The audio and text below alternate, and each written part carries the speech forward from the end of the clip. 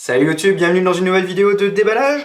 Aujourd'hui, je suis content de pouvoir vous montrer le tout nouveau Samurai Edge Albert Wesker modèle 01 de chez Tokyo Marui. Une nouvelle déclinaison de Samurai Edge qui vient s'additionner à déjà la très longue famille des Samurai Edge. Donc pour ceux qui ne sauraient pas, les Samurai Edge, c'est des armes, on va dire, qui apparaissent dans la saga Resident Evil. À la base, c'est une collaboration entre Capcom et Tokyo Marui qui remonte à assez loin, l'air de rien, ça doit dater des années 2000. Et voilà, des répliques estampillées Biohazard, du coup on en a eu pas mal, on a eu des Desert Eagle. Pour ceux qui se souviennent ou qui étaient déjà là à l'époque, la toute première vidéo que j'ai postée sur ma chaîne, c'était sur un Desert Eagle Léon Custom. Donc autant dire que ça aussi ça date. Voilà, on a eu des Desert Eagle, on a eu plein de déclinaisons de Samurai Edge, on a eu un Samurai Edge Chris Redfield, un Samurai Edge Jill Valentine, un Samurai Edge Barry Burton, on a eu un Samurai... Je crois qu'on a eu aussi un Samurai Edge Rebecca Chambers peut-être. Et en plus, ensuite, quand de nouveaux jeux sont sortis et que Tokyo Marui a fait une upgrade de leur modèle M9A1, il y a eu encore des nouveaux modèles de Samurai Edge qui sont sortis. On a eu notamment le Samurai Edge Jill Valentine A1 que j'ai présenté sur ma chaîne. On a eu une deuxième version du Barry Burton. Tout ça pour dire voilà, qu'on a vraiment beaucoup de déclinaisons différentes. Et ici, eh bien, on a la dernière en date avec le modèle Albert Wesker. Donc voici à quoi ressemble le packaging. C'est donc une mallette qui vient enroulée dans une espèce de coffret en carton derrière. Ici, on a un petit peu la liste des éléments à l'intérieur. Alors pour info, ce modèle est estampillé Resident Evil 7. En effet, à la toute fin de Resident Evil 7, on a ce pistolet qui permet, je crois, de tuer le dernier boss. Alors je ne saurais pas être super affirmatif, j'y ai pas joué, mais Resident Evil 7 ne m'intéresse pas beaucoup pour être honnête. Et visiblement, donc, il y a un DLC qui va sortir, ou qui est peut-être même déjà sorti, qui s'appelle Not a Hero, je crois. Et visiblement, on jouera Chris Redfield, et il utilisera ce modèle. Ce qui est un peu curieux, pourquoi est-ce que Chris Redfield utiliserait un modèle Albert Wesker, surtout que si on s'intéresse un peu à l'histoire, normalement le modèle de Wesker, il a dû être perdu sur le volcan à la fin de Resident Evil 5. Mais bon, peut-être qu'ils trouveront un moyen de justifier ça, je ne sais pas. Alors j'ai oublié de le dire, la réplique, comme souvent donc avec les nouveaux modèles Tokyo Marui, je l'ai acheté sur Impulse 101, où il est dispo, où il était dispo du moins à 29 800 yens, ça fait à peu près 250 €. Je disais il était dispo parce que visiblement c'est un modèle qui n'est déjà plus disponible. Il a suscité un enthousiasme assez important et on voit déjà des gens spéculer en revendant ce modèle beaucoup plus cher qu'il ne l'était lorsqu'il est neuf. Donc, ouvrons la boîte, hop, et voilà ce qu'il y a à l'intérieur. Rien que la boîte déjà, ça fait un packaging qui est assez sympa. Donc comme je disais, on a la réplique. On a un espèce d'adaptateur qui vient se mettre en dessous du rail Picatinny d'origine de la réplique, qui dispose lui-même d'un rail Picatinny et qui permet également d'avoir un filetage, permettant la pose du silencieux ici et permettant de poser donc la lampe qui est là, même si la lampe au final on peut tout aussi bien la mettre directement sur la frame d'origine. Ici on a un chargeur, c'est un chargeur de M9 Tokyo Marui normal, il est compatible avec la réplique est compatible avec les chargeurs de M9 Tokyo Marui. Nous avons aussi une petite boîte avec certainement les habituels petits accessoires. On n'a pas de pins, souvent avec les répliques Biohazard on a droit à un petit pins, mais pas dans le cas présent. Alors ici on a visiblement des piles qui doivent se mettre dans la lampe, je suppose. On a voilà, un petit échantillon de billes. Les fameux petits bitonios qui peuvent se mettre dans le chargeur afin de pouvoir tirer à vide. Alors c'est bizarre, on dirait une espèce de bague de canon. Je sais pas trop à quoi ça peut bien servir. Peut-être que ça vient... Ouais, à mon avis, ça doit pouvoir remplacer celui qui est fileté d'origine, au cas où vous voudriez mettre cet accessoire, mais sans avoir le filetage. Caché sous la mousse ici, on a une petite languette où c'est marqué qu'il faut tirer. Alors, tirons. Hop. Et nous avons le mode d'emploi qui vient avec donc les habituelles explications. On va voir s'il y a un truc spécifique à la réplique. Là, oui, effectivement, on a un petit livret spécifique à la réplique. Où je suppose qu'ils expliquent, eh bien, voilà, ils expliquent comment changer le filetage de l'adaptateur. Ils expliquent comment monter l'adaptateur. Ils expliquent certainement comment monter le silencieux, etc. Avec en prime un éclaté ici, c'est toujours le bienvenu. On a aussi droit ici à un petit livret supplémentaire, mais qui va bien sûr être écrit totalement en japonais, donc malheureusement je ne vais pas savoir vous dire ce que ça raconte. Je suppose que ça parle un petit peu de l'histoire, du contexte. Là, eh bien, je parlais de toutes les déclinaisons de Samurai Edge. Là, on les a, je crois, certainement un petit peu toutes, avec les tout premiers Samurai Edge, le Barry Burton, le modèle Wesker, qui du coup vient se rajouter ici. C'est amusant, ça c'est un dessin qu'on avait déjà, je crois, dans les tout premiers modes d'emploi de Samurai Edge.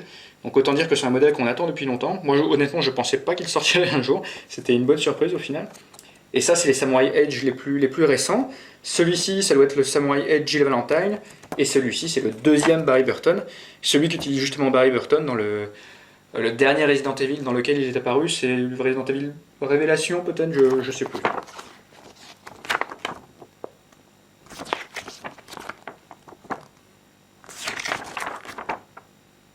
Donc on va retirer la réplique, le chargeur.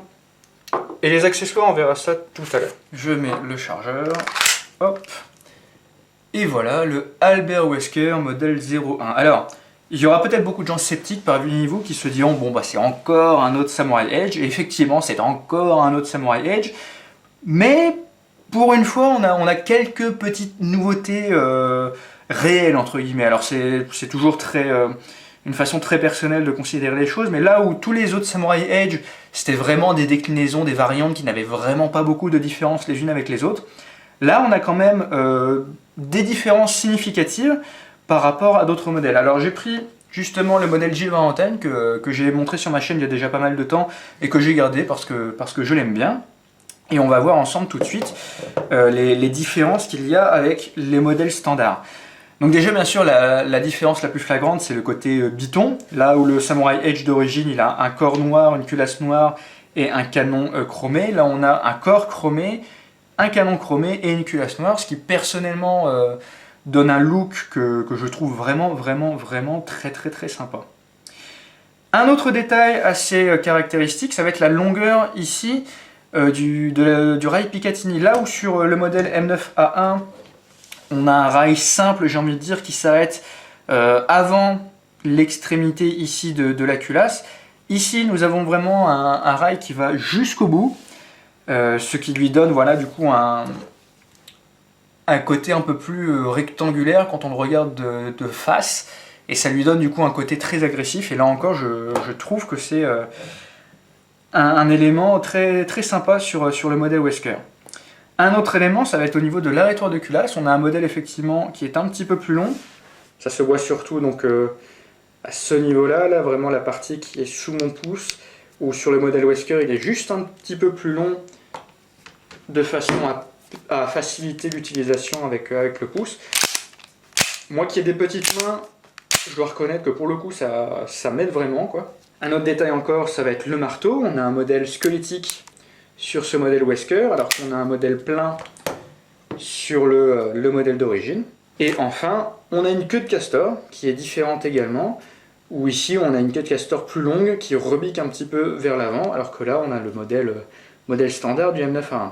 Et là encore, on va dire que je me répète, mais c'est un détail que j'aime bien, parce que vous voyez, quand je prends cette réplique-là en main, eh bien on a une arête un petit peu pointue ici qui vient frotter l'os de mon pouce ici, et honnêtement c'est assez désagréable. Alors c'est pas un énorme défaut, mais du coup eh bien je n'ai pas le même souci avec le modèle Wesker, parce que là l'os de mon pouce passe par-dessus la queue de castor et c'est pas aussi douloureux, quoi. Enfin, dernier détail, j'ai failli oublier, on a le bouton d'éjection du chargeur qui là aussi est assez différent. Il est un peu plus proéminent, un peu plus gros. Et en particulier, je trouve que ça rend son utilisation du coup très naturelle avec le majeur ici, de cette façon-là. Je ne sais pas si c'est prévu pour, mais je trouve du coup que ça a beaucoup de sens de se servir du majeur pour se servir du bouton d'éjection du chargeur.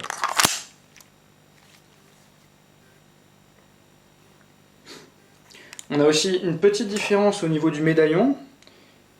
Il est plutôt bleu ciel sur le modèle Jill Valentine, alors qu'il est plus noir sur le modèle Wesker. On peut aussi examiner les marquages. Autant du côté gauche, ils sont identiques. Enfin, sur la culasse, il n'y a pas le numéro de série sur la frame du modèle Wesker. Par contre, du côté droit, sur le modèle Jill Valentine, on a Custom Kendo Shop. Sur le modèle Albert Wesker, on a Albert Wesker modèle 01. Là, à la limite, c'est peut-être le détail que je n'aime pas sur le modèle Wesker. Déjà, je trouve que le marquage est moins esthétique, la police et tout, c'est moins sympa. Et le custom Kendo Shop, moi c'est quelque chose qui me plaît pour le coup. Pour ceux qui ne sauraient pas, donc dans l'univers de Resident Evil, les membres du STARS, qui sont les forces spéciales de la police de Raccoon City, ils ont une arme de service qui s'appelle le Samurai Edge, et qui est donc ce modèle-là. Et ce Samurai Edge, il est préparé par une armurerie locale à Raccoon City qui s'appelle Kendo Shop. D'où le custom Kendo Shop marqué ici. Potentiellement, rien n'indique que le modèle Wesker est un custom Kendo Shop, mais pourquoi ça n'en serait pas un, quoi. Moi, je trouve ça moins sympa d'avoir le nom Albert Wesker sur la culasse que custom Kendo Shop. Limite, je me dis, si je décide de garder les deux modèles, bah, peut-être que je mettrai la culasse du modèle Jill Valentine sur le modèle Wesker, et là j'aurai vraiment un modèle qui me satisfera à 100%, quoi. Sinon, en termes de caractéristiques et de performance, on a tout bêtement un modèle M9A1 de chez Tokyo Marui, qui est extrêmement similaire, donc c'est surtout au niveau esthétique que ça va changer. On a notamment le marteau qui peut s'armer de cette façon-là, et la sécurité qui désarme le marteau, donc comme sur un vrai. On le démonte très simplement de cette façon. Là aussi, pas de surprise. Et là, nous avons l'interne avec l'habituelle roue de réglage pour le hop-up ici. Donc, on a vu la réplique. Maintenant, on va jeter un coup d'œil aux accessoires. Donc, on va commencer, mettons, par la lampe que voici. Donc, bon, si j'en crois mon expérience avec les loupiottes Tokyo Marui, ça va vraiment pas être quelque chose d'exceptionnel. Pour le coup, c'est du plastique. Le design, moi, me laisse assez sceptique. Voilà, je trouve pas ça exceptionnel. Au final, moi, ce qui m'intéresse surtout, c'est vraiment la réplique. Les accessoires qui viennent avec, mais je suis pas très fan. Mais on va quand même les regarder. Donc, ils ont le bon goût quand même d'inclure les piles. Donc, on va les installer tout de suite dans la lampe. Alors, il y a un bouton ici. Ça s'ouvre comme ça, voilà, tout simplement. J'ai envie de le mettre comme ça, on va voir ce que ça donne. Et voilà. C'est aussi simple que ça. Donc, les piles sont mises. Maintenant, il y a un bouton ici. Et voilà, c'est ça qui permet d'allumer la lampe. Bon, voilà, c'est... Pour ceux qui connaissent le lame de Mark 23 Tokyo Marui, c'est un peu le même genre de loupiote, quoi. C'est-à-dire que ça éclaire que dalle. Ça peut éventuellement vous permettre de voir où vous mettez les pieds lorsque vous vous déplacez dans un environnement sombre, mais il faudra pas lui demander beaucoup plus, je pense. Alors, on peut installer pour le coup directement la lampe sur la réplique de cette façon-là, mais l'idée c'est plutôt de mettre ça en premier. Donc ça, c'est un adaptateur qui permet de mettre un silencieux sur la réplique, et là où c'est une bonne idée de la part de Tokyo Marui, c'est que comme le silencieux sera fixé sur cet élément et que cet élément sera fixé donc sur le rail Picatinny de la réplique, ça veut dire qu'il n'y aura aucune contrainte supplémentaire qui sera exercée sur la culasse et le canon, ce qui veut dire qu'il n'y aura pas de poids supplémentaire et la culasse n'aura aucun problème pour cycler. Ça, à mon avis, c'est une très bonne idée. Après, au niveau du look, on accroche ou on n'accroche pas, mais je salue l'initiative de Tokyo Marui à ce sujet, quoi. On va tester. Est-ce que je peux le mettre comme ça ?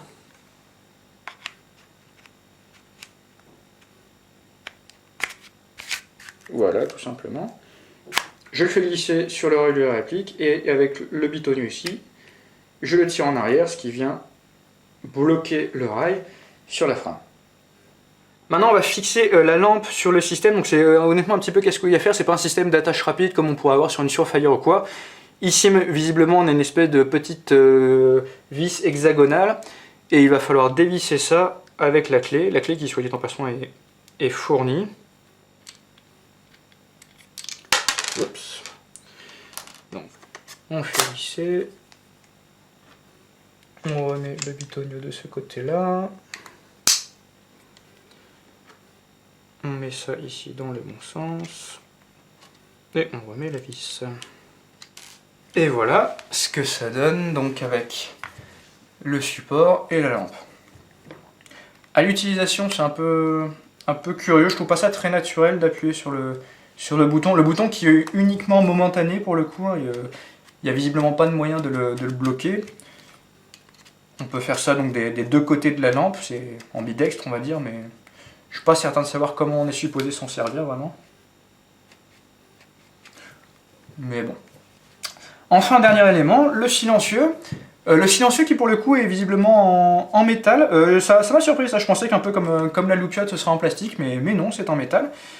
Et alors la façon de l'installer est un petit peu curieuse, donc on a un filetage, et juste en dessous du filetage on a un espèce de petit emplacement qui permet en fait d'enfoncer cette petite languette qui est sur les silencieux. Donc si j'ai bien compris ce qu'il y a de marqué dans le mode d'emploi, il faut d'abord donc visser normalement le silencieux. Alors c'est du anti-horaire, donc il faut tourner dans ce sens-là.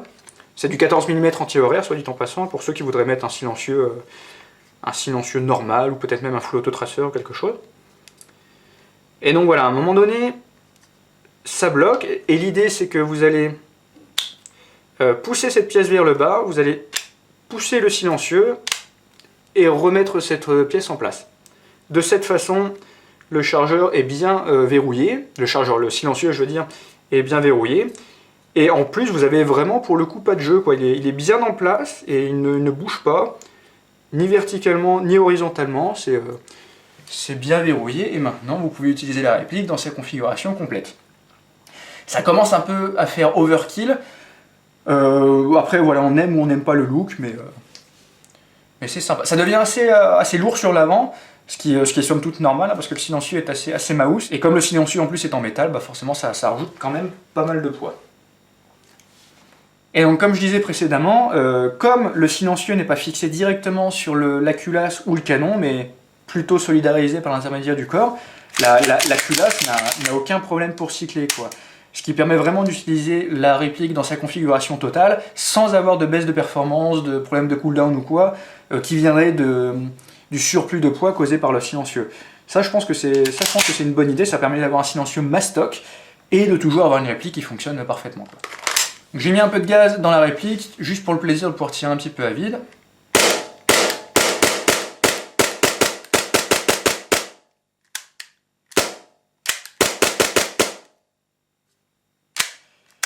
De ce côté-là, pas de surprise, hein, c'est du Tokyo Marui, donc c'est un cycle qui est rapide, ça claque bien, c'est agréable. Alors peut-être pas aussi agréable que pour des répliques un peu plus modernes.